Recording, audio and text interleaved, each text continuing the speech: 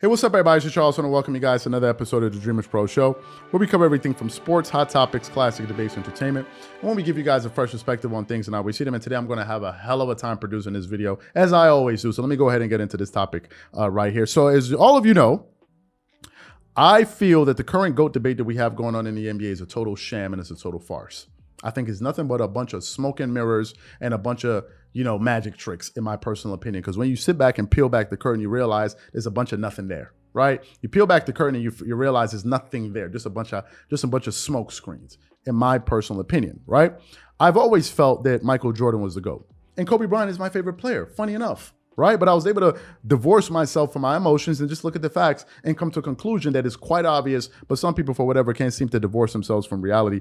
And then, they live in a fantasy world where you have to make up hypothetical things, in order to sleep well at night. So I've always thought that Jordan was the best player in the world, greatest player of all time. And I always thought that Kareem Abdul-Jabbar was the second greatest player of all time. But if you leave it to some special interest groups, we're going to use that term in sports. If you leave it to some special interest groups in sports media, a lot of them would like you guys to think otherwise. Listen, I always found it totally laughable and quite shameful that some people out there would try to say that LeBron is on the same level as Michael Jordan when there isn't a single shred of evidence.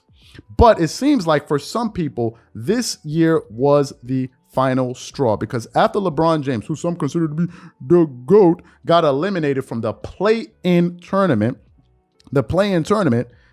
if I'm just speaking about myself, before that, I had LeBron as the number fourth greatest player of all time. After that, he has dropped all the way down to number 7 for me. You don't deserve to be in the top 5 with such when you are part of the biggest disaster and biggest disappointment in the history of the sport. You don't get to stay in the top 5 after that and point fingers and try to, distract people from what the hell just happened. I'm sorry. And one of the people that seems to also feel that exact same way is Stephen A. Smith. And he has some strong comments to make on ESPN First Take, yesterday or the day before that. So we want to play a little bit of the things that he had to say here. Then I'm going to come back and, as usual, annihilate these guys in the rest of the video. So take a listen to some of the things that Stephen A. Smith had to say. Fair enough. But I think that we have to really, really crystallize and bring this home. This is the worst season of LeBron James' career. Because I'm not talking about his numbers, and I'm not talking about what he did as a player. I'm talking about what he's a part of. The GOAT conversation is officially over. It was never there for me. It was always Michael Jordan first, LeBron second. But if ever there was any doubt, this cemented the fact that LeBron James cannot be considered to GOAT. That conversation is over. And you know why it's over? Because LeBron James was on the Lakers averaging 29, 30 points a game, and this still happened. If he was injured and missed games, and he was playing hobbled, and we looked at him and he's averaging 16 or 17, you know what? You can get away with that. We can look at him and say, damn, he was really hurt. He just wasn't healthy. Oh, no. You were good enough to average 29 a game. How come you weren't good enough to get your troops in order so you could be a respectable team? This is a man that spoke out and said he was against the play-in.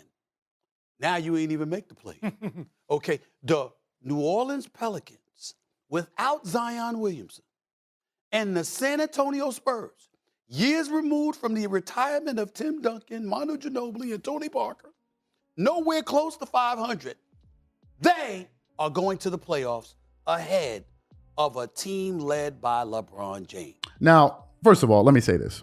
I'm going to be harsh, but it's going to be true, right? I'm going to be truthful. We all know that LeBron James is one of the biggest all-time losers in sports history. This is not, listen, it hurts people when you say that, but it's the bloody reality. He is one of the biggest losers if we're talking about players on his same level that had an opportunity to capture championships that actually succeeded and this guy didn't. LeBron's winning percentage in the NBA Finals, he has a 40% winning percentage. Kobe's at 62.2%. Jordan is at 100%. Okay, and bear in mind, LeBron has played with way more All-Stars and top 75 players than both Kobe and Jordan. Think about that for a second. I mean, when you think about it, it's totally laughable. And yes, I agree with Stephen A. Smith. This debate is officially over, but for some of us, it never started. And I realize a lot of people get irked when we produce these videos. The thing that I find to be unconscionable is that these guys come back every single day to talk about why they don't like the content that we produce, but yet you come back every day. So wouldn't the normal thing to do be for you to do to just, I don't know, block the channel or stop watching? But nevertheless, you still come, which makes me wonder, what makes you think I have to produce what you like when we're the ones doing the work here? The majority of the people love this content, so why the hell would I listen to you? Nevertheless, you guys come in here every day, twerk it up, and expect somebody to be listening to you. I saw one guy say, God damn, another LeBron episode. It's like, bro, it matters to you that much, huh? So to me, we're going to keep this thing going. Listen, Stephen A. Smith is absolutely right. This thing was over a long time ago. As I just said, Michael Jordan has 100% winning percentage in the NBA Finals. Now, let me take it a step further as to why Michael Jordan is the undisputed GOAT. Because the more you think about this thing, the more evidence there is, and the more you can just quickly, bury these people. Let me take it a step further. Okay, Jordan won 6 NBA championships, and he only played with 2 top 75 players throughout the entire duration of his NBA career. That's the first part. He won 3 championships in a row. He three-peated with just 1 top 75 player. The other player that I have in my top 3, Kobe Bryant, did that as well with Shaquille O'Neal. Now, the most devastating fact about why I say the distance between Michael Jordan and LeBron James is the distance between the moon and the earth is that in Michael Jordan's 15-year career, listen to this. In Jordan's 15-year career, he only played with 1 All-Star for a grand total of 8 years. Of 8 years. So for roughly 50% of Michael Jordan's NBA career, he wasn't even playing with another All-Star. I want you guys to think about what the hell I just said. For close to 50% or roughly 50% of Michael Jordan's career, he only had at least 1 All-Star during that period. When he had 1, he won 3 championships in a row. I want you guys to think about this for a second. Think about this. Scottie Pippen made his first NBA All-Star team, developed into an All-Star, let me say, in the year 1990. Michael Jordan was drafted in 1984. So that means for 6 good years, Jordan was the only All-Star on his team. And when you think about it and you juxtapose it with some of the things that are being said today, some people are actually saying, LeBron didn't have enough help. So if LeBron didn't have enough help, that means Michael Jordan had no teammates.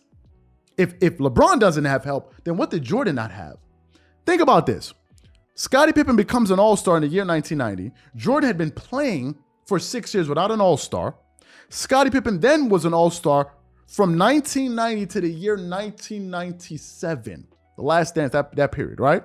So during that period, Michael Jordan essentially was able to capture 6 NBA championships in a span of 8 years, and he took off 1. So really, he won 6 championships in 7 years. If that is not total domination of a sport, then what is? People like to make this stupid, silly argument. Well, Jordan was the GOAT. Why didn't he win? Because he needs help.